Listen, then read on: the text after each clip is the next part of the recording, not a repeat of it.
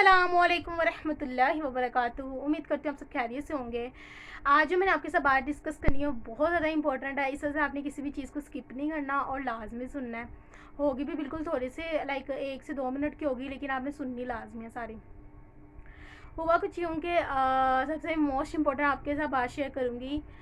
अगर आप कोई बिजनेसमैन हो और आप कोई एक फैक्ट्री चला रहे हैं या कोई इंडस्ट्री के मालिक हो या जो भी हो, ठीक है, या आपके अंडर कोई फैक्ट्री है, तो उनके लिए बेसिकली मेरा स्पेशल मैसेज होगा। और इसके अलावा और भी छोटी बातें हैं, वो सारे ऑल ओवर जितने भी लोग हैं, लाइक मेरी बहनें हैं, भाई हैं, स्टूडेंट्स हैं, गर्ल्स हैं, कॉलेज यूनिवर्सिटीज़ की सारी, उन सबके लिए मैसेज है। तो इस वजह से आपने स्किप कहीं पे भी नहीं करना और अपने मोबाइल में जितने भी कॉन्टैक्ट नंबर उन सबके साथ शेयर करना है। अच्छा, जब बात पे आते हैं टॉपिक पे, हुआ कुछ यूँ कि यहाँ पे हमारी फैक्ट्री है, बहुत ही लाइक पुरानी है, जो फैक्ट्री ना गुजरावाला में। तो वैसे मेरा वहाँ पे गई ना अपनी अम्मी से मिलने के लिए। तो हुआ क्या कि मुझे मम्मा ने बताया कि आमना, तुम्हें पता है यहाँ पे जितनी भी स्टेट है और जितनी भी फैक्ट्रियाँ हैं ना, उन सब में यही होता है। कुछ फैक्ट्रियाँ होती हैं जो खाना भी लाइक लेबर्स को खाना भी देते हैं कि आप जो है ना खाना आप घर से ना लेके आओ, हम जो है ना दोपहर का खाना देंगे। कुछ तो ऐसी फैक्ट्रीज़ भी हैं जिनके ऑनर जो है ना अपने जितने भी वर्कर हैं, जितने भी लेबर्स हैं, उन सबको मंथली का राशन भी देते हैं।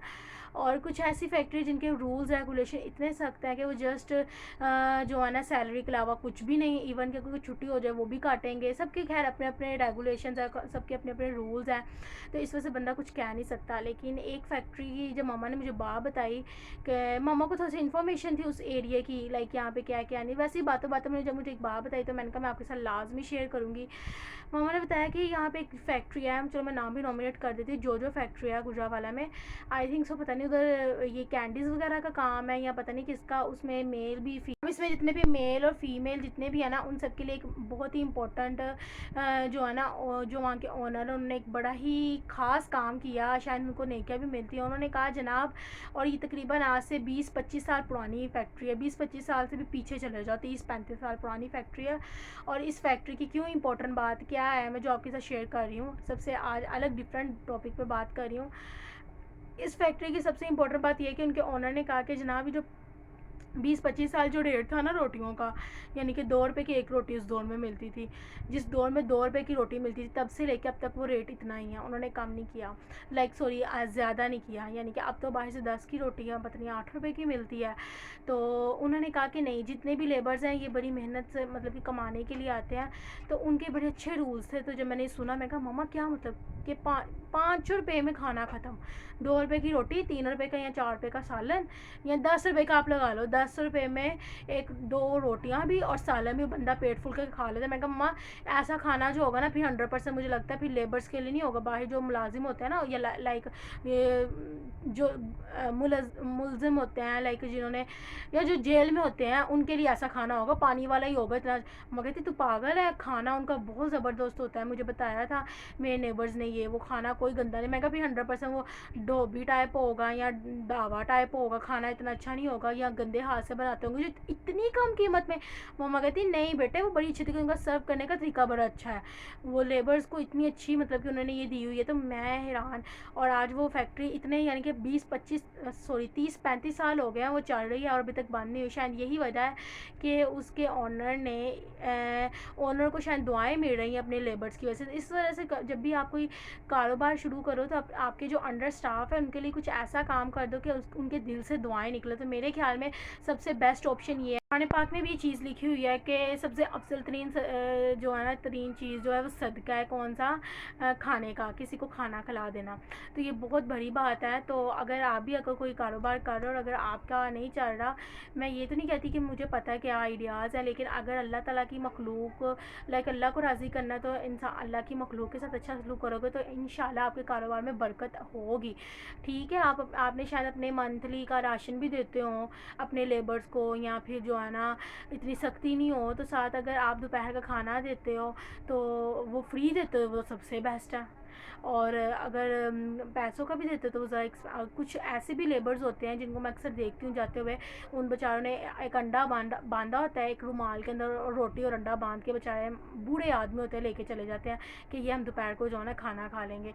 तो उनके साथ मेरी रिक्वेस्ट है कि अगर आपका शायद कारोबार नहीं सही चल रहा, इससे अपने लेबर्स को इतनी ज़्यादा जो है ना अपॉर्चुनिटी नहीं दी, तो लेकिन अगर आप अपने लेबर्स के साथ थोड़ा सा खाने के पॉइंट ऑफ व्यू पे अगर करेंगे ना, तो अल्लाह की ज़ात पे मुझे यकीन है कि आपका काम बड़ा अच्छा चलेगा। अगर वो डाउन भी जा रहा है तो वो इंशाल्लाह हाई लेवल पर जाएगा, क्योंकि खाना जब इंसान पेट फुल कर खाता है ना, फुल करके खाता है ना, तो उसके लिए, उस बंदे के लिए बड़ी दुआएं निकलती जिसकी वजह से वो खाता है। एक तो अल्लाह का शुक्र अदा करता है, साथ में उसके लिए भी करता है कि जिसके जो वसीला बनकर आया होता है। तो अपनी ज़िंदगी में ज़रा ज़रूर ऐड कीजिएगा, अगर आपका कारोबार में लॉस हो रहा है तो अपने लेबर्स को या अपने इर्द गिर्द के लोगों को देखिएगा जिनको ज़रूरत है खाने की, उनको अपने हाथ से अच्छा वाला खाना ला के दिया, और जब वो खा के जब दुआ मांगेगा तो देखिएगा आपका कारोबार कितना आगे चलता।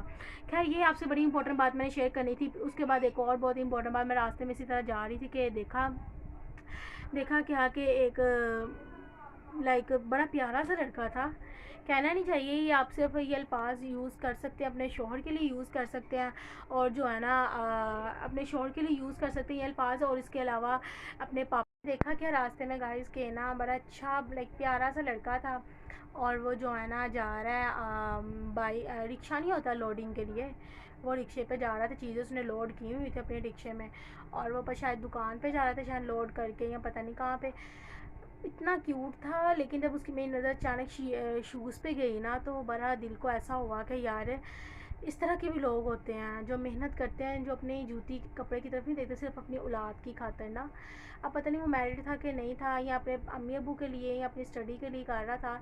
तो अगर आपके पास इतनी हिम्मत है कि आप किसी की हेल्प करो, तो आप इस तरह की जो आपके इर्द गिर्द लोग गुजर रहे हैं, आप उनको एज अ गिफ्ट के तौर पे, ये नहीं कि पैसे पकड़ा दिए, वो कभी भी जो जिसका ज़मीर ज़िंदा होगा ना, वो कभी भी इस तरह से आपसे पैसे नहीं लेगा। लेकिन अगर आप वही चीज़ गिफ्ट में रैप करके दोगे ना उस बंदे को, तो देखिएगा एक तो इज़्ज़त अलग आपको मिलेगी, उसके दिल में एक अलग इज़्ज़त होगी, और दूसरा जो है ना अल्लाह ताला की ज़ात भी आपसे खुश होगी, और उसके दिल से जो दुआएं निकलेंगी वो आपके लिए जो है ना आपकी मुश्किलात को जो है ना दूर करेंगी। ठीक है, आपको नहीं पता कि इस इंसान के दिल से दुआ जब निकलती है ना, तो आपके रास्ते खुद ब खुद ऑटोमेटिकली खुल जाते हैं। तो वो चीज़ से हेल्प करो जो वाकई किसी को बेसिकली नीड है, और वो आपसे मांग ना रहा हो, लेकिन आपको फ़ील हो कि यार ये मुसलमान भाई गुजर है या ये जा रहा है, तो चलो मैं इसकी हेल्प कर दूँ। अपनी ज़रा मसरूफियात से निकल कर अगर आप लोगों की हेल्प करेंगे ना, तो देखिएगा आपकी मुश्किलात में कितनी जो है ना दूर हो जाएंगी, ख़त्म हो जाएंगी, और आप को अपने कारोबार में जो है ना अगर लॉस हो रहा है तो कैसे आप देखेंगे कितना बेनिफिट होगा।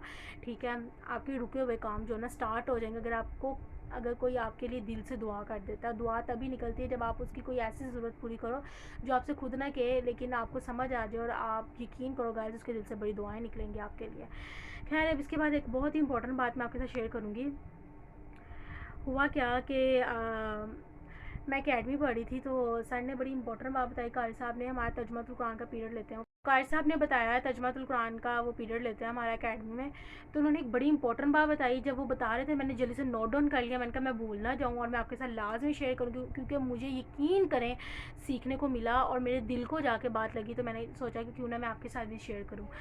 एक बहुत ही इंपॉर्टेंट बात उन्होंने शेयर की उन्होंने कहा कि एक दफ़ा क्या हुआ कि एक साइंटिस्ट था।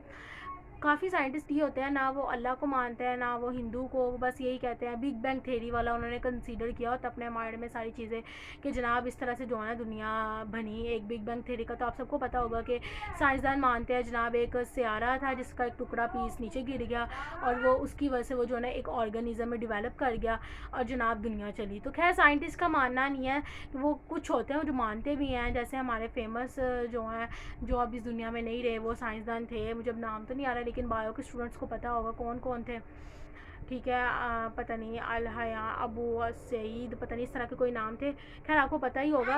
लेकिन कुछ साइंटिस्ट ऐसे होते हैं वो जो है ना नहीं मानते किसी भी चीज़ को। तो हुआ क्या कि वो साइंटिस्ट अभी कोई रिसर्च ही कर रहा था, उसके बिल्कुल सामने एक मुस्लिम जो है ना, यानी कि मुसलमान बंदा जो है ना वज़ू कर रहा था। तो वो वज़ू करते हुए ना, वो साइंस, आज की जो साइंस है जो अब मानती है इन चीज़ों को कि वाकई यार ये इस्लाम जो है सारे मज़हबों से हट कर है, उसने ना जब मुसलमान को देखा ना वज़ू करते हुए और मसा करते हुए, तो उसने अपने पास बुलाया। उसने कहा बात सुनो।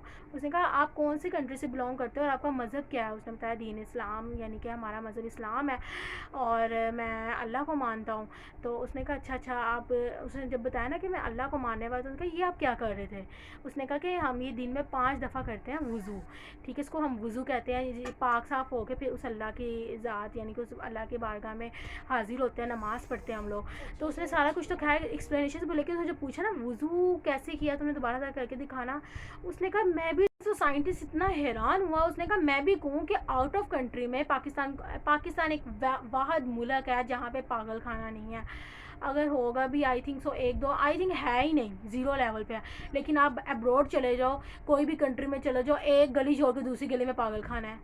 तो उसने कहा कि मैं भी कहूँ कि हमारे इर्द गिर्द इतने पागल खाने हैं लेकिन पाकिस्तान में नहीं है, इसकी ये वजह है। उसे पता चला उसे, और आज की साइंस कहती है कि इंसान की जो बैकबोन यहाँ पे जो, जब हम मसा करते हैं इस तरह से हाथ करके करते हैं ना, लड़कियाँ भी और लड़के भी अपना जब सर का मसा करके यहाँ से एंड पे लेके आते हैं फिर बाजू तक लेके जाते हैं, तो वो जो पानी हम अपना यहाँ थोड़ा सा ऐसे करके लगाते हैं ना, तो बताया कि सर ने कहा कि आपके यहाँ पे ना हराम मग्ज़ होता है, ठीक है, हर इंसान के, मुस्लिम नॉन लाइक मुसलमान, हर इंसान के यहाँ पे एक हराम मग्ज़ होता है जिसको तर्क करना बहुत इंपॉर्टेंट होता है। और काफ़ी जो नॉन मुस्लिम, आपको पता है वो नमाज़ तो पढ़ते ही नहीं, तो डेली बेस पे उन्होंने कहा ना ये तरशड़ करना होगा, नहाना भी 2-3 दिन बाद। तो वो कहते हैं यही तो मैं कहूँ कि पाकिस्तान में क्यों नहीं, क्योंकि ये गीला वज़ू करते हुए ये गीला हो जाता है, जिसकी वजह से वो जो है ना, ये हमारे यहाँ पे जो है ना पागल खाना नहीं है। नहीं तो इंसान अगर ये मग्ज़ जो है ना हराम होता है और अगर इसको तर ना किया जाए तो इंसान पागल हो सकता है। तो वो इस वजह से कहते हैं कि आज की साइंटिस्ट कुरान पाक की चीज़ों को वाकई कहते हैं कि ये अथेंटिक है। फिर इसी तरह से जब हम नमाज़ पढ़ते हैं, रुकू में जाते हैं, सजदे में जाते हैं, खड़े होते हैं, उठते बैठते, तो हमारे पूरे जिस्म का, बॉडी का खून गर्दिश में करता है, ठीक है। जब खून गर्दिश करता है तो ऑटोमेटिकली इंसान बिल्कुल अब हेल्दी रहता है और अब महसूस भी करता है। तो इस्लाम को अब जो है साइंटिस्ट भी जो है ना मानती है कि यार जब मुझे पता चला, सब कैसे उन्होंने बताया कि यहाँ पे हराम मग्ज़ होता है और इस तरह से, तो मुझे बड़ी अच्छी बात लगी। तो मैंने कहा क्यों ना मैं भी आपके साथ शेयर करूँ। इसी तरह से कैसे बताते बताते उन्होंने एक बड़ी ही इंपॉर्टेंट बात बताई। उन्होंने ना सेकेंड ईयर के स्टूडेंट है, मैं भी सेकेंड ईयर में ही पढ़ी हूँ, FSCP मेडिकल कर रही थी, व्लॉगिंग नहीं करी, जैसे आपको बता रही हूँ। तो हमारी FSC के जो स्टूडेंट्स में लड़के सबका ने एक टॉपिक छेड़ा ने हमारी क्लास में ना तकरीबन लाइक कॉलेज में ओहो यार अकेडमी में ना, निज़ामी साइंस अकेडमी है, और एक क्लास में लाइक 14-15 लड़के हैं और 10-12 लड़कियाँ हैं सेकेंड ईयर की। तो कार साहब ने बड़ा इंपॉर्टेंट क्वेश्चन किया। सर ने कहा, कार साहब ने कहा तुमको वज़ू करना आता है? सर कहता है यस। कार साहब कहता अच्छा उठो आप, वो ऐसे बारिश शुरू हुई। लाइक सर ने एक एक करके बच्चे को उठाया, आप बताएं वज़ू कैसे करते हैं? उसने कहा पहले एक ने तो डायरेक्ट कह दिया हैंड वॉश करते हैं, फिर ये फिर वो। अच्छा सर सब कहते ठीक है बैठ जाओ। फिर उन्हें अब इंसल्ट तो नहीं ना सबके सामने बच्चे की, क्योंकि बड़े लड़के होता है आपको पता है, इंसल्ट तो नहीं ना करनी थी। अब दूसरे को खड़ा किया, उसने भी कुछ इस तरह के बीच में कोई ना कोई बात स्किप कर दी। फिर तीसरे ने, फिर चौथे ने, उसने कहा पहले हाथ धोते हैं 3 दफ़ा, फिर ये करते हैं, फिर वो करते हैं अपना टोटली। चौथे को कहा, 5वां उठ के कहता है कहा साहब जैसे उसने कहा ऐसे ही होता है। अच्छा छठे ने भी कहा यही होता है, ऐसे ही होता है। एंड देन लास्ट पे साहब ने कहा कि बेटे आप सबके कहीं ना कहीं मिस्टेक है, मैं अब आपको बताता हूँ आज वज़ू कैसे करते हैं। तो बच्चे हंसना शुरू हो गए, यार हम सेकंड ईयर के होकर मेडिकल के स्टूडेंट और साहब हमें क्या बातें बता रहे हैं। लेकिन अगर देखा जाए तो हमारे आज के बूढ़े जो भी हो गए हुए हैं, लेकिन गलतियाँ तो हर इंसान के साथ होती हैं ना, मेरे साथ भी होती है, हर बंदा गलती करता है। और इस्लामिक बात सीखने में किसी भी इंसान को गिल्टी फील नहीं करनी चाहिए, बल्कि अपने पे प्राउड फील करना चाहिए कि वाकई अल्लाह की ज़ात ने आपको मौका दिया ये चीज़ सीखने के लिए। तो मैं आपके साथ शेयर करूँगी कैसे वज़ू करते हैं। अगर आपको आता है तो बड़ी अच्छी बात है, रिवाइज़ हो जाएगा। और अगर कहीं ना कहीं आपकी भी मेरी तरह मिस्टेक होती है तो चलो दोबारा रिपीट हो जाएगा, और फिर मैं इसकी फजीलत आपको बताऊँगी।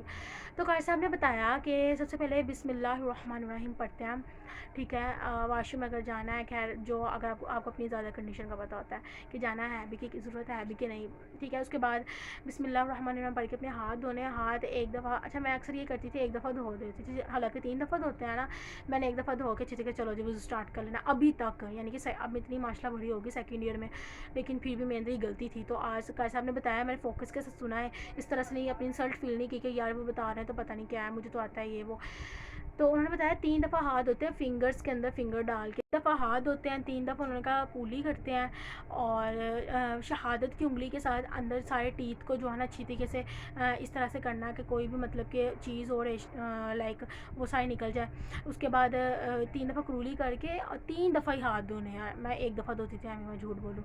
उसके बाद 3 दफ़ा नाक में पानी जब डालना है, बच्चों ने तो यही कहा 3 दफ़ा नाक में पानी, लेकिन डालने के बाद एंड पे ये छोटी जो फिंगर होती है, पता नहीं इसको क्या कहते हैं, इससे अच्छी तरीके से जो है ना 1 दफ़ा साफ़ करना है नोज़। फिर 3 दफ़ा आपने फेस वॉश करना है और यहाँ से लेके फुल फेस करना है, ठीक है, 3 दफ़ा। उसके बाद अगर आपको लग रहा है कि नहीं यार मैं अच्छी तरीके तो आप 5-6 दफ़ा भी कर सकते हो, लेकिन 3 दफ़ा कंपल्सरी है। फिर 3 दफ़ा आपने यहाँ पूरे बाजू यहाँ तक ना अपने धोने हैं, बाजू धोने हैं, ठीक है, पानी के साथ 3 दफ़ा। ये नहीं कि 1 दफ़ा धो लिया फिर वहीं पे 2-3, 1 दफ़ा धो के पीछे, फिर दूसरी दफ़ा धो के पीछे, फिर तीसरी दफ़ा धो के पीछे। फिर उसके बाद 3 दफ़ा करके फिर उसके बाद मसा करना है आपने। ये फिंगर्स, तीनों फिंगर्स ऐड करके पता है आपको मिला के पीछे की तरफ यहाँ से लेके यहाँ जाना है, फिर वापस लेके आना है, फिर कान के पास ऐसे करके फिर यहाँ से गले पे ऐसे। इसकी तो मैंने आपको बताई है भी साइंटिस्ट वाली बात। और उसके बाद यहाँ तक जो है ना पूरा बाजू धोना है आपने, और सॉरी लाइक करना है थोड़ा सा। फिर उसके बाद जो एंड पे पाउंड होना है, पहले बायां फिर उसके बाद दायां, तीनों दफ़ा फिंगर्स डाल के, फिंगर्स के अंदर जो है ना अपनी छोटी ये वाली फिंगर डाल के अच्छी तरीके से धो लिया। अब कैसे हमने बताया, इसको कहते हैं वज़ू। और ये वज़ू को कुरान पाक में फजीलत लिखी हुई है कि जो इंसान ये इस तरह से वज़ू करेगा तो अल्लाह ताला उसके लिए जो है ना खुद उसे उसकी बख्शिश कर दी जाएगी। यानी कि वज़ू की ये फजीलत सरकार साहब ने सुनाई थी, पता नहीं कौन उनकी बख्शिश के लिए मांगेगा, मगफरत मांगेगा अल्लाह ताला से, या पता नहीं अल्लाह ताला खुद, मुझे एग्जैक्ट नहीं बात पता, लेकिन इतना लाजमी पता है कि इसकी बहुत ज़्यादा फजीलत है वज़ू की। तो मुझे पता चला कि यार मैं बहुत बड़ी मिस्टेक करती थी। फिर मैंने चंद क्वेश्चन किए वज़ू के बारे में। मैंने कहा काश साहब अक्सर लड़कियों ने यहाँ टेल की होती है, जूड़ा किया होता है, तो वो ना मसा नहीं पीछे तक नहीं बाजू आ जाता, तो क्या मैं टेल उतारनी पड़ेगी? उनका नहीं, मर्द भी और औरत भी, यानी कि लड़की भी और लड़का भी, यहाँ भी अगर यहाँ तक भी आ जाता है तो कोई नहीं, वज़ू हो जाएगा। खैर अब इसमें अहले तशी, अहले सुन्नत, अहले हदीस और ये फिर इसमें ज़्यादा लंबी चौड़ी कन्वर्सेशन में नहीं मैंने जाना। खैर जो मुझे कार साहब ने बताया और मुझे अपनी जो मिस्टेक का पता चला वो मैंने सीखी। ये उन्होंने बात बड़ी इंपॉर्टेंट बताई कि ठीक है आप यहाँ पे मसा यहाँ तक भी होता है। फिर मैंने एक और क्वेश्चन किया था, पता नहीं मैं भूल गई हूँ कौन सा किया था। खैर उसके बाद अभी तक मैंने आपके साथ जो है ना बातें शेयर की। फिर उसके बाद उन्होंने एक बड़ी इंपॉर्टेंट बात बताई, वो मैं आपके साथ शेयर करूँगी, सूरतुल हशर। उन्होंने बताया कि सूरतुल हशर, और आपको एक बात मज़े की बताऊँ, मैं ना एक बहुत बेवकूफ़ इंसान हूँ, मैं किसी की बात पर ना जल्दी यकीन नहीं करती, वो चाहे कार साहब वो, जब तक मुझे कुरान पाक या अहादीस से चीज़ साबित ना हो जाए। तो मैं तर्जुमातुल कुरान की आयत पढ़ रहे थे हम सारे बच्चियाँ, सूरतुल हशर, तो उसमें लिखा हुआ भी था बिल्कुल अथेंटिक, और फिर सुना भी मैंने कार साहब से, तो फिर मुझे यकीन फुल बन गया। सूरतुल हशर की आखिरी 3 आयात भी उस पर लिखा था कि अगर कोई बंदा ज़ुबानी याद कर लेता और सुबह टाइम अव्वल आखिर दुरूद पढ़ के 12-12 दफ़ा और दरमियान में ये सूरतुल हशर की 3 आयतें पढ़ेगा, और सुबह भी और शाम को भी, अगर सुबह पढ़ के अगर सुबह मौत मर गया, उसको मौत वाक़या होगी, तो फिर बंदा वो जो है ना शहादत की मौत कहलाएगा। और इसी तरह से अगर सूरतुल हशर की 3 आयतें रात को पढ़कर सोता है और उसकी मौत वाक़या होगी, तो वो भी शहादत की कैटेगरी कंसीडर की जाएगी। कितना बड़ा अज़ाज़ सूरतुल हशर की सिर्फ 3 आयतें याद करने की, तो मैंने भी याद करनी है, तो आप भी लाजमी याद कीजिएगा। और उसके बाद एक और बात उन्होंने बताई थी कि जब ये 3 आयतें ज़ुबानी याद होंगी तो कुरान 70,000 फरिश्ते हमारे लिए जो है ना अल्लाह ताला के आगे मगफरत, हमारे लिए माफ़ी कहेंगे कि या अल्लाह इसको माफ़ कर दे, बख्श दे। 70,000 फरिश्ते को यहाँ बात है, तो कितनी बड़ी बात है ना। सूरतुल हशर की सज़ा आप भी और मैं भी जो है ना इंशाल्लाह तीनों आयतें जो है ना अच्छी तरीके से याद करेंगे, और सुबह शाम हमारी जो स्टार्टिंग और रात को एंड भी जो होगा सिर्फ सूरतुल हशर से होगा, ताकि जो है ना एटलीस्ट मैं या आपको अगर मौत, या मुझे या आपको मौत अगर आ भी जाए, तो एटलीस्ट हम शहादत वाकई कंसीडर किए जाएंगे, क्योंकि कुरान पाक की आयत से साबित हुआ है, लाइक हदीस थी, आप सल्लल्लाहु अलैहि वसल्लम ने फरमाया। ठीक है, अच्छा जी, उसके बाद एक बहुत इंपॉर्टेंट बात है और फिर साथ ही हमारी बात ख़त्म हो जाएगी। सब बात करते करते ना मैं कुछ माशरती ज़िंदगी के बारे में बताने लग गए। तो उन्होंने बताया कि आज बेटा मैं खुद भी मैरिड हूँ और मेरे अल्हम्दुलिल्लाह 2-3 मैं पता नहीं 3 या 4 कितने बच्चे हैं मुझे याद नहीं है। तो आजकल के दौर की बीवियाँ इस तरह की हैं कि मैं आपको बता नहीं सकती। बात करते करते आपको पता है टीचर्स कहाँ से कहाँ चले जाते हैं, सिर्फ हमें इस नॉलेज देने के लिए कि बंदा जो है ना, या इस लड़की या इस लड़कों को पता चले कि आने वाली ज़िंदगी में आपको क्या क्या फेस करना पड़ेगा। तो उन्होंने बताया कि मैं सुबह से लेकर शाम तक मेहनत करता हूँ, और रात को अगर चला जाऊँ ना, तो मेरी बीवी का अगर मैं एक भी जो नखरा पूरा ना करूँ, लाइक कह दो कि उन्होंने मुझे काम कहा और मैंने वो काम ना किया, या यानी कि सारा दिन मैं उनके लिए मेहनत करता हूँ, और एक काम ना नहीं करूँगा, भूल जाऊँगा, तो वो पूरा घर आसमानों पे उठा लेगी, पूरा घर छत पे उठा लेगी या ऊपर तक। मतलब कहने का मतलब ये है कि इतना ऊपर उठा लेगी, क्यों कि आपने मेरा काम नहीं किया, ये वो, और वो सारी उम्र की मेरी वो मेहनत भूल जाएगी सिर्फ उस काम के पीछे। तो कार साहब ने जब ये बात बताई गाइस, मेरे दिल को डायरेक्ट लगी कि वाकई शोहर यार आपके लिए मेहनत करने के लिए तबाह ही निकलता है। एट दी एंड आप जब आपकी एक चीज़ ना पूरी करे तो कम से कम आप उसकी वो नेकियां याद करके उस बुराई को इग्नोर कर दो, कोई मसला नहीं, वो आपके लिए मेहनत की निकल। तो कार साहब ने बताया कि आज की दौर की वाइफ इस तरह की, आज की जनरेशन इस तरह की हो गई है, लेकिन अदरवाइज़ जो हमारे पुराने ज़माने के हमारे जो सर थे ना, जिस तरह से मैं आपको बता रही हूँ इसी तरह मेरे सर थे, तो उन्होंने हमें कहीं ईद पे बुलाया। ईद पे हम चारों दोस्त मिल के अपने साथ के घर गए, तो उनकी वाइफ ने ना हमें कहा, मुझे कहा, हम लोग को कहा कि वो खिदमत गुजार बड़ी थी। तो कुछ ऐसे हालात आ गए, आज से तकरीबन 40-45 साल पुरानी बात है। तो उनकी वाइफ ने घर में कुछ भी था, ईद का दिन था, ईद का गाइस, और हम लोग गए तो उन्होंने क्या किया, पानी और रोटी, पानी के अंदर रोटी डुबो के ना वो हमारे आगे पेश कर दी और कहा कि इसी के साथ गुजारा करना पड़ेगा। और उस बंदी के मुंह में एक दफ़ा भी उफ़ नहीं आई। और पुराने ज़माने की साथ में बताया बीवियाँ इस तरह की होती थी कि जब शोहर आते थे इस्तकबाल करती थी उनका, इज़्ज़त से उनको देखती थी। और आज के दौर के जो शोहर है वो बेचारे सारी कोई ना कोई जो है ना बेइज्जती शुरू हो जाती है, वो मैंने मतलब कि कोई ना कोई बात पे टॉपिक शुरू हो जाता है। तो कहते हैं पुराने ज़माने की वाइफ इस तरह की होती थी, इतनी मैच्योर और इज़्ज़त के साथ इस्तकबाल करती थी। वो जहाँ खड़े हों वहाँ बैठना कोई नहीं, मतलब कि इतनी इज़्ज़त देनी अपने हस्बैंड को। और आज के दौर में औरतें तो ऐसे सर पे उठाती हैं, आपने मेरी ये चीज़ पूरी नहीं की, आपने मेरी वो नहीं की, और वो मेहनत भी सारा दिन उसी के लिए करता है। तो ये काइंडली मेरी आप उन सब गर्ल्स के साथ, उन सब ख़वातीन के साथ मेरी जो है ना गुजारिश है कि प्लीज़ ज़रा थोड़ा सा वो आज देखें कि शोहर का भी, वो भी बेचारा मेहनत करता है, तो उसको इज़्ज़त क्या इस्लाम दे रहा है, और आपको वो इज़्ज़त का पता होना चाहिए, आपको अपने शोहर के राइट्स का पता होना चाहिए। मैंने आपके साथ छोटी छोटी बातें शेयर की। अज़ान शुरू हो गई हुई है, तो इस वजह से अब अज़ान का जवाब दे दूँ, और बात भी मेरी ख़त्म हो गई ऑलमोस्ट। तो आपने अपने मोबाइल में जितने भी कॉन्टैक्ट नंबर सबके साथ शेयर करना है। और ओके जी, अल्लाह हाफ़िज़।